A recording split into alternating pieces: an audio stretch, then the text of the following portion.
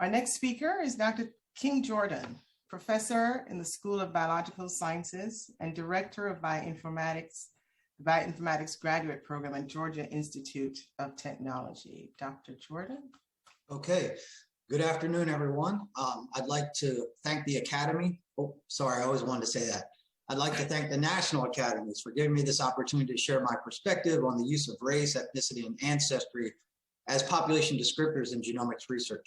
As you just heard, my name is King Jordan. I'm a professor in the School of Biological Sciences at the Georgia Institute of Technology, Georgia Tech, here in Atlanta, Georgia. And my lab conducts research on the genomics and health of admixed American populations. In particular, we focus on genetic ancestry inference as a means to decompose genetic and environmental contributions to health disparities. Now, I'm sharing my own opinion and perspective here, but what I perceive is that there is, in some circles, a growing movement to eliminate race and ethnicity as variables in genomic research and in clinical decision-making. This has been referred to as the need to, quote, take race out of human genetics. Reservations about the use of race and ethnicity variables in genetics research are grounded in really entirely reasonable concerns about the potential stigmatizing effects of highlighting biological and genetic differences between racial and ethnic groups. In other words, reifying race and ethnicity as biological categories. While these concerns are certainly well taken, I nevertheless believe that the trend to ignore race and ethnicity in genomics research is seriously misguided in the sense that it could actually undermine efforts to improve health equity.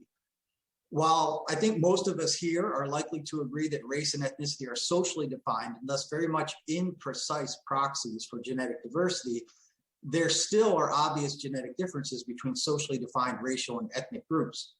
These genetic differences can and do have important implications for health outcomes and for clinical treatment decisions. The relevance of these genetic differences for health holds despite the widely repeated and what I believe to be very much misunderstood assertion that the majority of genetic variation falls within rather than between population groups. Furthermore, race and ethnicity don't only capture important genetic differences, they also reflect differences in people's lived experiences and their social environment, which are also directly relevant to health outcomes. Finally, we know that there's a wide, quote unquote, genomics research gap whereby minority populations are vastly underrepresented in genomics research cohorts. This underrepresentation also threatens to exacerbate existing health disparities. And it won't be possible to close the genomics research gap and to increase the research participation of minority groups if race and ethnicity variables are discarded from genomics research. So again, I'm contending here today that eliminating race and ethnicity population descriptors from genomics research, however well-intentioned, has the potential to exacerbate rather than ameliorate health disparities, which we all want to do. Accordingly, I would respectfully urge this committee to recommend using more rather than fewer population descriptors in genomic research. The more demographic information that can be included in genomic studies, the better. So for studies on cohorts from the United States, this must include at least the standard OMB, race and ethnicity categories, but could also include more granular descriptors depending on the particular research study and cohort. More granular descriptors, I think, would be particularly important for US Hispanic Latino populations that have different national origins and different patterns of genetic ancestry. For international cohorts, an effort should be made to conform to the local or the national standards on group labels, but to also consider harmonizing groups between other countries in the US wherever possible. And genetic ancestry could prove to be helpful in harmonizing race and ethnicity labels between countries.